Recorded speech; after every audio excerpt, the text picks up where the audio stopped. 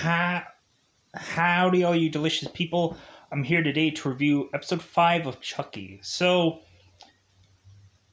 in all honesty, for this episode, I did not like this episode whatsoever. It seems like there's a lot of retconning going on in this episode. Plus, also, if we were to just just be happy with us thinking, oh, this is to be a show that's to be its own thing. Not anymore.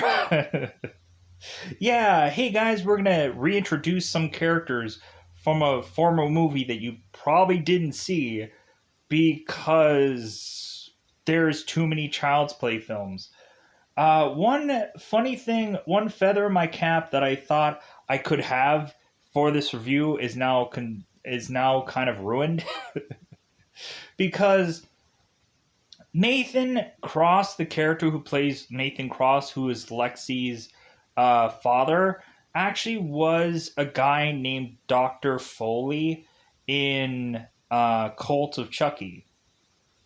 And so I don't know how that character ended the way in which that he did in that movie, whether he changed his name, whether this is to be evil twin of Dr. Foley that changed his name. I don't know, but I'm assuming that this character is probably going to be tied to the Cult of Chucky movie, because why would you hire a previous actor from movie to come here unless there's something going on we don't know about? But or unless they're just like, oh no, like we just wanted to hire a bunch of people that were from the Chucky films and whatever.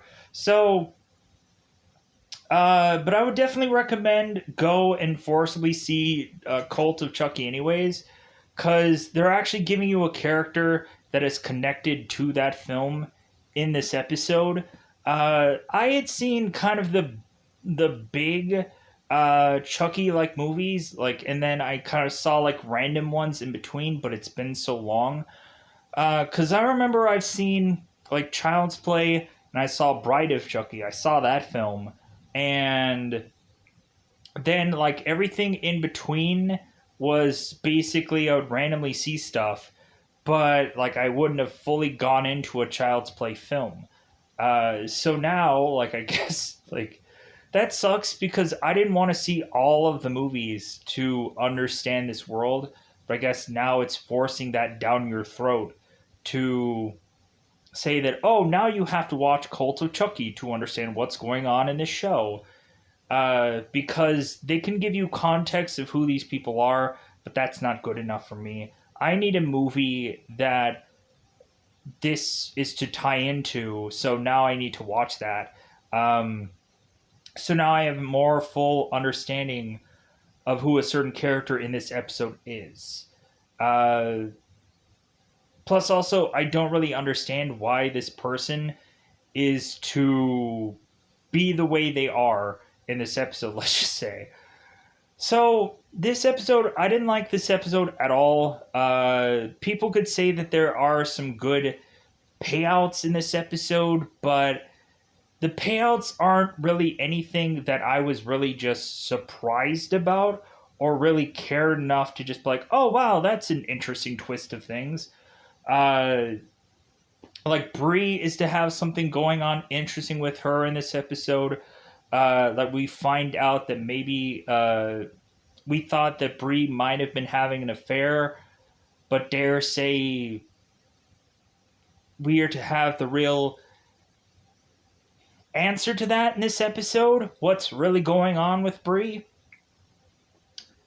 Uh, we also have, of course, us to really figure out whether or not Jake and Devin are to cement the will they won't they kind of thing. Like, is it going to be that they're going to finally just showcase something here in this episode, or are they just going to just delay this even more to just be like, who are these two characters to one another? Are they friends?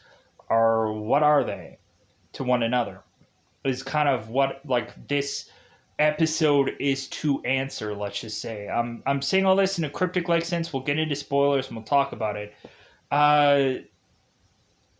Also, we are to have flashbacks of Charles and his previous life and the retconning that is forcibly going on.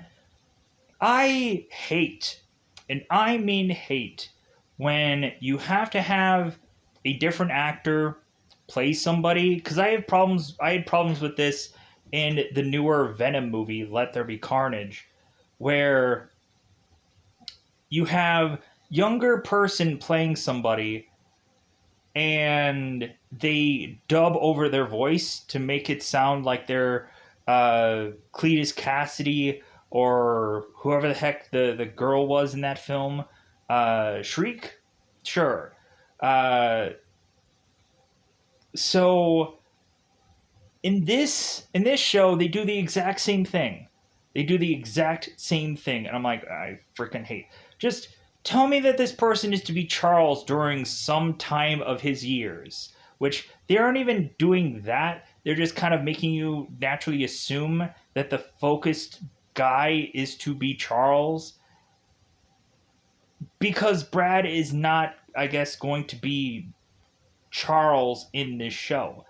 I don't care that, like, that you can have a person not be young enough to look like whatever. Have Brad be Charles. Have Brad be Charles. Like, if he's just to, like, sit in a chair somewhere and have him just be in the movie, or be in the show, I mean, have him be in the show. I don't care how old Brad looks. Brad still looks amazing for his age. And so I would have wanted Brad at some point to be on this show, especially when they were doing flashbacks anyways, but they're just lending his voice to another person, which I'm just like, no. Also, I don't like what we do to a certain character in this film. In this show. Also, it feels like a film now that they're retconning show and film together. Now it feels like a film now. I don't like it because now I have to go back. I have to go back and watch everything, and that feels like, oh, that's such a arduous process. Oh, you should have been doing that all along. No, I thought I kind of grazed through and just like, oh yeah, I've seen this, I've seen that. Like, I think I'm fine. But no. Now, freaking whatever. So, I don't like what they do with a certain female actor in this episode. And when we'll get into spoilers or talk about that, I'm not talking about the mayor. I could give a rip about the mayor in this episode. But it seems that there is some dissension in the ranks between both Nathan and the mayor. I'm like, oh no, what's going to happen with their relationship? Oh no, are they going to get a divorce? Or are things escalating to a unbearable way? Who cares? So let's go into it. Let's just go into that double 5 time territory. Hope to cover everything, but something is going to probably slip through the cracks, and I'm going to probably not say something out of here. So let's just go into the Bree stuff first to get that out of the way.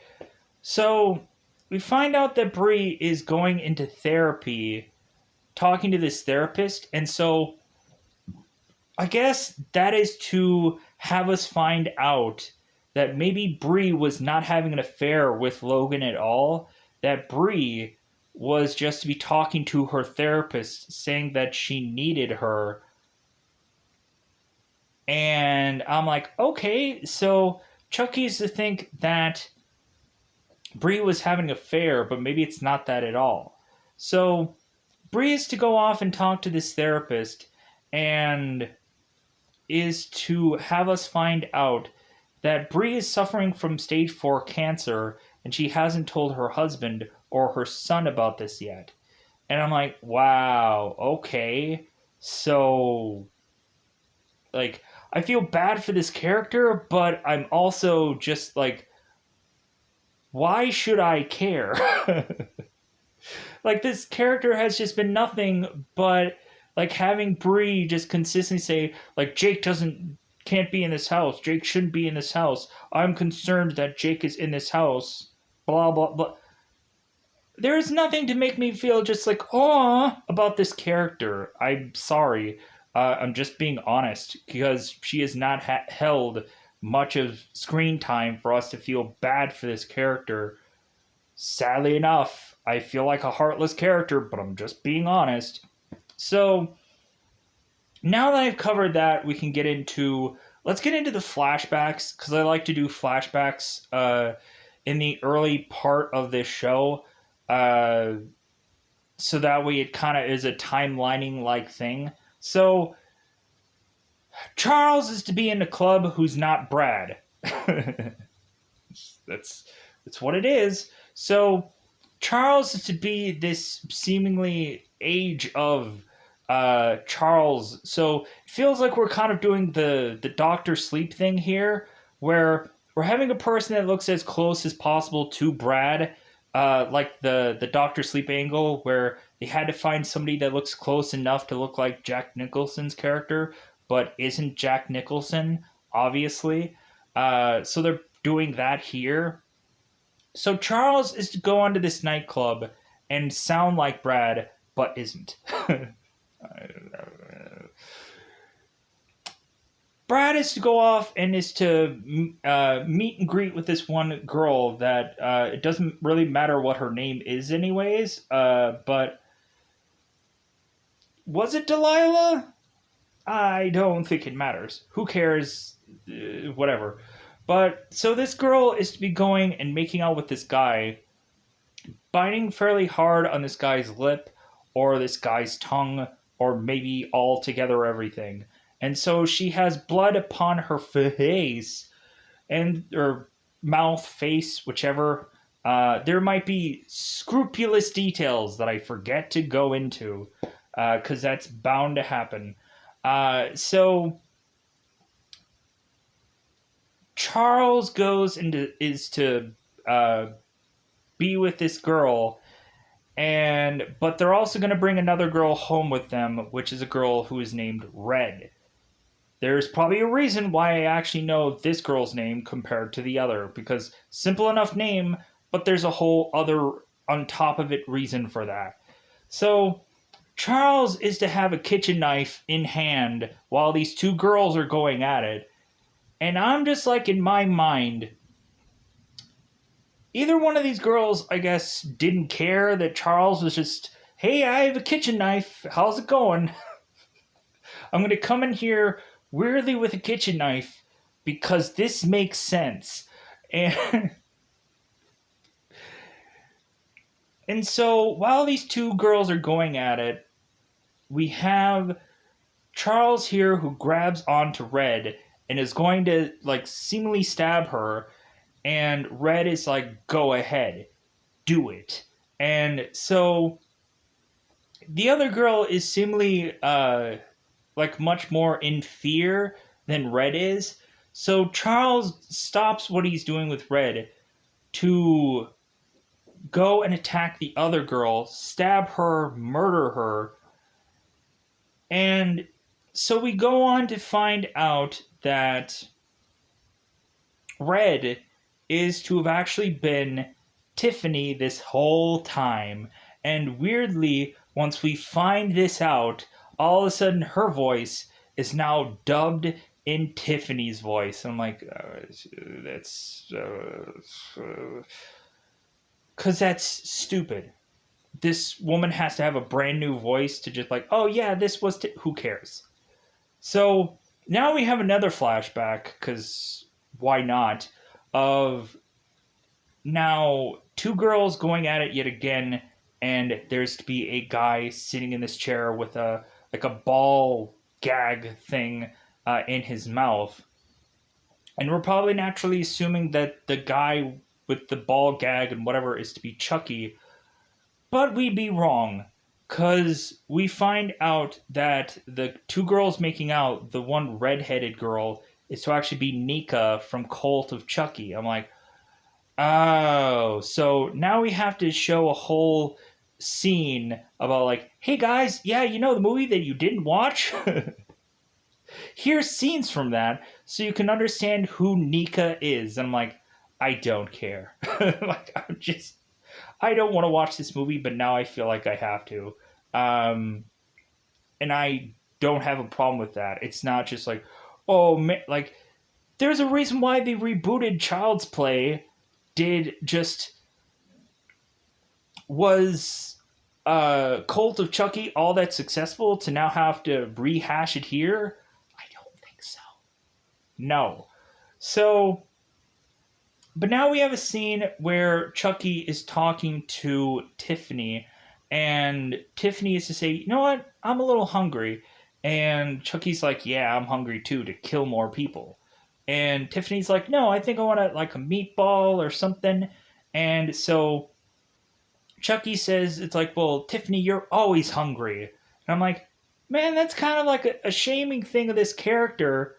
You for saying that garbage to Tiffany. Like, going off, movie. Because that, or movie show, because it's one and the same now, because they have a movie character that is now in this movie or now in the show for whatever reason. So it basically feels like a long stretch of a movie now that they're retconning things and whatever, that Tiffany and Charles had been together much longer than we were to naturally assume in this film or show, whatever, because now it's one and the same, right? So Chucky is to go on to kill the guy with the ball gag, and Charles all of a sudden loses control of Nika, and so Nika is to wake up from her long slumber to have found out that she has been out for 2 weeks, supposedly, and she's like, oh my god, like, I'm a paraplegic and I've lost the power and ability of my legs. Because I guess Charles weirdly had the ability to walk now that he's in this girl weirdly. I am so confused. Like, how is it that Chucky has this ability to take control of a person and now have their legs working now? That makes no sense. If anything, I thought the best thing that they can probably do here is actually put Chucky in a life-size doll instead of continually running this whole bit of Chucky being in this smaller character. What if we can even the playing field and now Chucky's in a life-size doll? They could do it as a comedic thing. They could do it as a hilarious comedy bit, whatever they want to do. But that actually would be something that I could buy. And I could say, like, that's the natural progression of this thing. Because it's, like it's still a doll. and now it's a doll of a bigger size. So it would have made a ton of sense for them to progress the way that they will, because I think a lot of people have gone into eventually having certain sizes and whatever of a doll at this point, let's just say. So now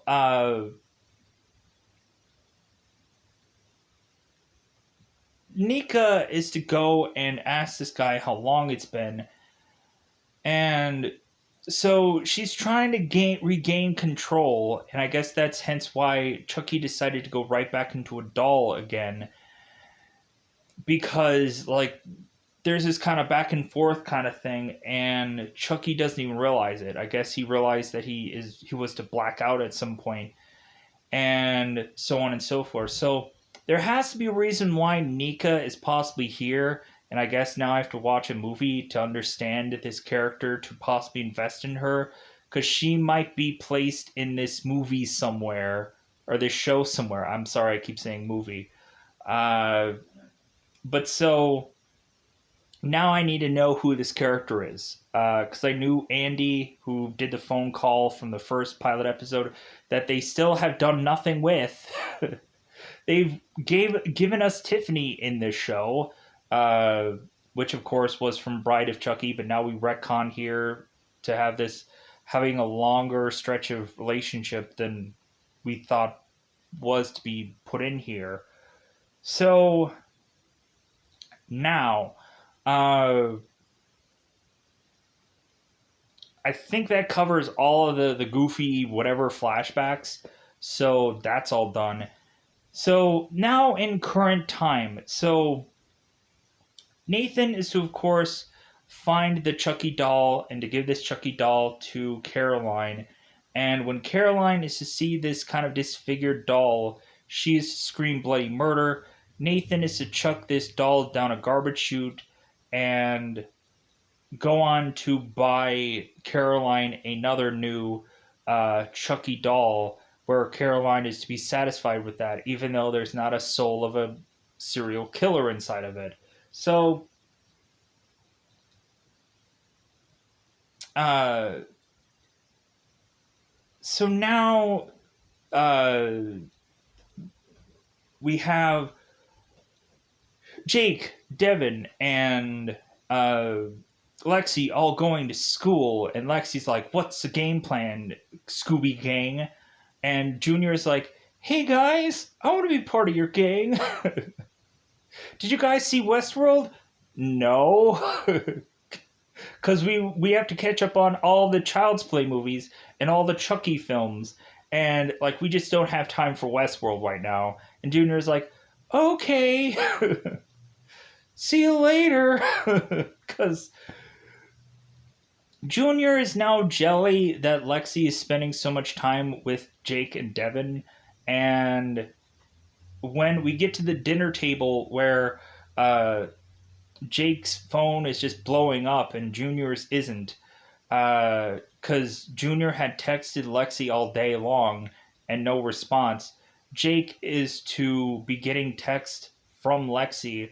And so Junior's getting jealous.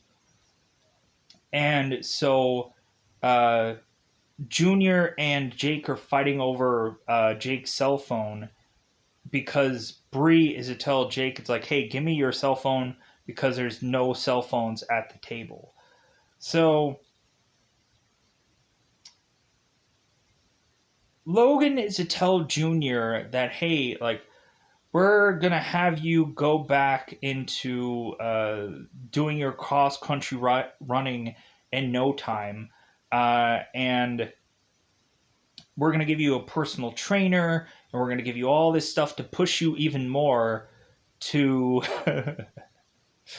to be this cross country person, and hopefully you don't kill over and die because you're not supposed to be running whatsoever." But here's Logan just kind of pushing his son to be the best he can be, whether he wants to do this or not, whether he's to be healthy to do this or not. Logan doesn't care. And so, after both Jake and Junior are to leave the table, Bree is to talk to Logan and say, like, "Hey, should, like you're really pushing, like, Junior to do this cost crunchy thing. Like, shouldn't we have talked about this? Shouldn't we have like?" And Logan is like, "Well, I'm not like my brother Lucas," which technically we're starting to really just see some shades of that. Like, we're starting to see Logan be a little bit nicer. Plus, it's also funny the whole thing where Lucas and Logan are being played by the same actor, and I find that hilarious. Where like Logan is like, "Hey, like I'm not like my brother," because technically the same actor is playing both roles. It's hilarious. So I loved that. It was funny. So uh so Bree is like, "Well, there's like, I guess there's nothing she can do," so she walks off. Paraphrasing and whatever, of course, about this whole entire episode. She goes off to go and see her therapist, for us to be revealed that she sadly enough has stage 4 cancer. So now let's go and let's cover the Lexi home.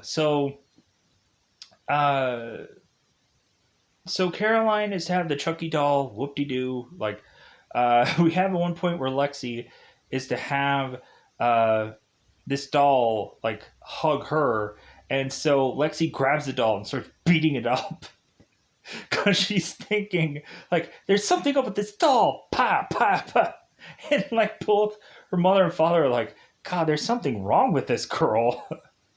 And plus, also, it's like, hey, your father had to probably spend a good chunk of change on that doll, and you're beating it up. So, but Lexi goes and gives the doll back, and it just because she assumes that this Chucky doll is to like still been Charles, but it's technically not anytime soon. Of minutes, so uh, so Lexi and her mother is talking, and the mayor is to go on and ground Lexi for what had happened. Uh, it seems that now, like the kids are to, or the families to go back into their house, but certain people that have certain rooms are to now have different rooms. Like Caroline is just to sleep on this couch for now, and Caroline's like, like I don't want to sleep on this couch. It's like, boo hoo, woman, boo hoo. Lexi supposedly doesn't even have a room because when the mayor is to tell Lexi to go to a room, her father is to kind of like retort with like she doesn't even have a room. Like what do you like? She probably just has a sleeping bag somewhere in some part of the house. So probably not even that. She probably just has here's a floor, here's a floor. So Nathan and the mayor are having this kind of shouting match. Of Nathan is to supposedly be Dr. Foley from the Cold of Chucky movie. If I didn't say that already, I'm sure I had. The one feather in my cap that I did have, yeah, doesn't exist. It sucks. But it is what it is now. So, because people see that movie, recognize this character, and see what the heck happens with this character. So, uh, Nathan and there are talking it out, and so Nathan is to mention to maybe it's his evil twin. Like maybe Cross is to change his name from Foley to Cross. But let's go to this dialogue. So Nathan is to tell the mayor that she needs to pick whether to be the mayor or to be a mother. She can't be both because she must suck at both. So the mayor is like, well, like I would have just been like, which one pays the bills? And then maybe Nathan would have been like, touche, and then he would have walked off because he had nothing to say. Uh, so the mayor is to just kind of like have this fight with Nathan and like whoopee for that. So Nathan is to go on and is to kind of uh, tuck his Caroline in at night to all of a sudden find the charred Chucky doll that is to be at her bedside because we had the charred Chucky doll at the hospital and Caroline screamed, and so uh, Nathan had chucked this thing down this garbage chute, and so Jake, Devin, and Lexi were all talking and saying like, well, like where do you think Chucky's gonna head next? Like where do you think he's gonna be? And like Jake turns to Devin and is like, well, hey, who do you think it's gonna be next? That Chucky's gonna go after. It's like, well, Devin is like, well, think about who it'll be that he'll probably focus on, and let's end up going there. So Chucky's to head back to the hospital to make his way back to Caroline, and so since the Scooby Gang find out that Nathan had chucked this doll down this garbage chute, all three of the Scooby Gang go to this dumpster that is now filled with bio needle stuff, which I'm like, I'm sorry, that just seems like a random dumpster that, like, if there's to be legitimate hazmatable whatever things, they would not be put in some dumpster like this. This seems wrong because anybody could have accidentally, like, or purposely gone into these needles and stabbed away and could have sued this hospital. So, like, this is not right or sanitary or whatever. And so this doesn't feel quite accurate. Go and see the Fight Club movie where they're getting like fat from out of these like dumpsters, and you could see that there's kind of like hazmat like dumpsters there. That actually makes a lot more sense to what would happen with these needles, and so on and so forth. Like, you see certain retail stores that if I guess there's to be a certain needle like thing because maybe somebody used to have like diabetes or whatever, there's like a certain like container place that has like needles or something like that. Or like certain hospitals would have like certain kind of hazmatic like things when someone is to inject somebody with a needle. So this does not seem right. So so going on. So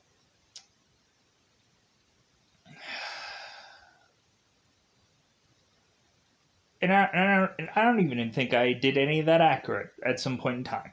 Anyways, pushing on. So all three of the Scooby Gang go into the dumpster to now take brooms and gloves to try to attack Chucky by basically just like poking a stick in there, like, yeah, I got you, Chucky, I got you. This is such a giant, massive waste of time. Like, if Chucky isn't popping out of this whole dumpster, jumping out at them, going like, yeah, then what is the point of this? Nothing? Oh, okay, great. Like, this is just a waste of time. So, when we get back to Lexi going back home to having Nathan taking out the trash, which is to be this Chucky doll, because Chucky was to be outside Caroline's window watching her play with Tommy, this new doll, and he's like, "Oh." He's like a lover that's been betrayed. He's like, "Oh," on the window, and he's all sad. And so Nathan goes and takes this garbage can and puts Chucky in it. And so Lexi finds the doll, and so she calls both Devin and Jake over to be like, "Hey, we have to deal with this situation. Chucky's in this garbage can," which the garbage can was moving, but there was also to be this thing called a squirrel in it. And so they dump out the trash can to see the Chucky doll being lifeless and doesn't defend itself. And so they're crushing this doll. They're like, yeah, like I was waiting for like the music from Office Space to be playing here, where it's like, damn, it feels good to be a gangster, where they're like, where they crushed the whole copier and they put a bat to it and they like destroyed it. These guys didn't even have a weapon to go up against Chucky. So if you can go and have a weapon with both Lexi and Jake to defend themselves in another episode, in this episode they just come in here with just their bare fists in hand to kill a Chucky doll. They could have had matches in this scenario. Plus, also, with the whole dumpster situation, they should have had a lighter or matches in that scenario to light up that dumpster, to not have to worry if they are to toss a stick or whatever into that dumpster. They can immediately just wipe this whole thing out right then and there and take care of situation. If Chucky's really in that dumpster, he would have popped out because he would have valued his life. But I guess that's just me, right? Whatever. So now we have people thinking that they won. They're free from Chucky. Jake and Devin go on this bike ride to cement their relationship, meaning that they are going to kiss one another, because Devin is to tell Jake, it's like, well, hey, like, what are you up to now? Like, what's the next thing that you're planning on doing? And Jake is like, well, I didn't think that far. And so Devin is like, well, whatever we're gonna do together. And so all of a sudden they start kissing it out, and they start kissing multiple times. Devin almost falls over, and so Devin's like, okay, Jake, I'll see you later, and like he bikes off. There might be some minute details somewhere in this review that I probably forgot about, but that's bound to happen anyways. So the Scooby Gang think that they have all won, and they're all just like, yeah, we beat Chucky. Not so much, cause uh, we have all these kids go off to this school auditorium like place to have this speech being done by the mayor. We also had an early part of this episode where, when the kids were at school, Mrs. Fairchild was telling everybody, like, "Hey, like, I know that grieving is a hard process. That it's has something to do with pain and guilt. And guys, if you need a shoulder to cry on, like, cause I know I might be your biology teacher, but there's something about like." The human condition that is also biology. And like, man, they just really needed something for this girl to do in this episode. They just needed, like, I feel bad saying that, but it just feels like they needed something for this person to do. Like, Detective Evans did nothing in this episode. I'm like, man, so she had like 2 episodes of something to do, but now she's just like a person that's in the background that has not one real lick of lines in this episode. I'm like, I guess people were just like, I'm sorry, but Detective Evans, like, just wait for her to just ask when Jake had killed the principal, because that happens in this episode. Not Jake killing the principal and showcasing that off. Like, I'm talking about what is to be played out through the end of this episode, which we'll get to that. So, and I know I feel like I've probably forgotten something along the way here. I'll try to like eventually get back to it, because I think I've kind of gone into a kind of perfect rotation of things for most this review. But not saying that I'm to be like, oh yeah, I definitely got all this nailed down to a T, because things. So,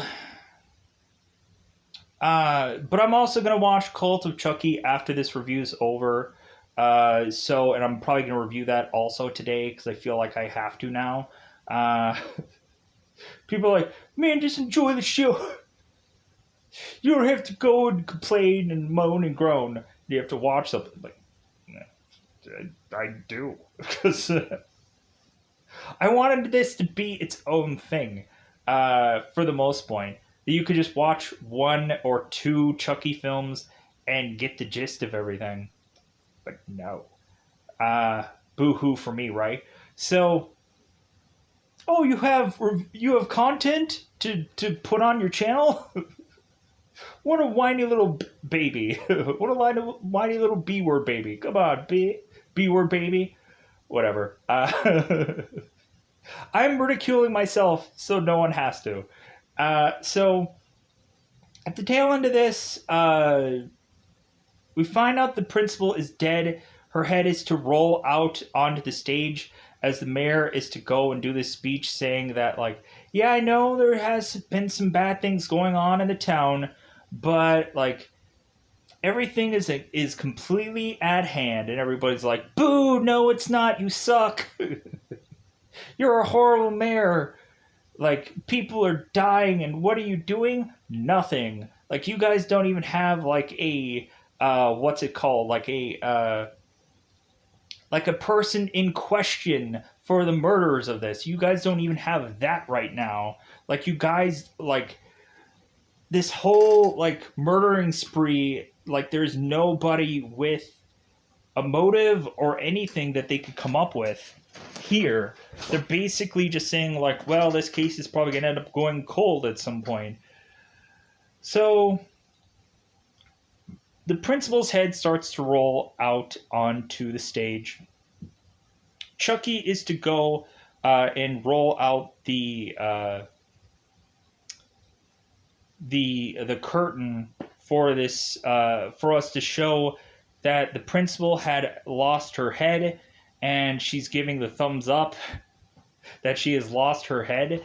And now we find out that Chucky had voodoo fused himself to the Tommy doll, and Nathan picking up that doll was a soulless doll. And so now, like, we basically just go right back to the drawing board of technically where we are for the most point. Just like, oh yeah, you know that, like, deformed doll? Not so much anymore. To really just showcase before that Chucky has infused himself with a person. So having Chucky infuse himself back into another doll is to have been a no-brainer to realize here. So that's all I wanted to say for this review. I'm going to go and watch Cult of Chucky now. So, like, I guess right now Cult of Chucky's on Peacock, if you have Peacock already, because you've basically run the gambit of watching Yellowstone or Halloween Kills or any number of shows. We're, I guess, going to have to watch Cult of Chucky. So I'm going to conveniently come up with other apps so you can dare in fact watch Cult of Chucky for free. If you don't want to pay any fees of any kind, I'll get to that review today. It'll be out sometime after this review will be. So gear up for that I'm going to do this today on purpose, because I have to tie both these things in, because I'm sure Cult of Chucky is going to have a popularity now that this episode is out. So with that said, goodbye everybody. Bye everybody. And if I forgot anything, I apologize. I might have a rebuttal in the next review. That will probably happen. But yeah, so goodbye everybody. Bye everybody.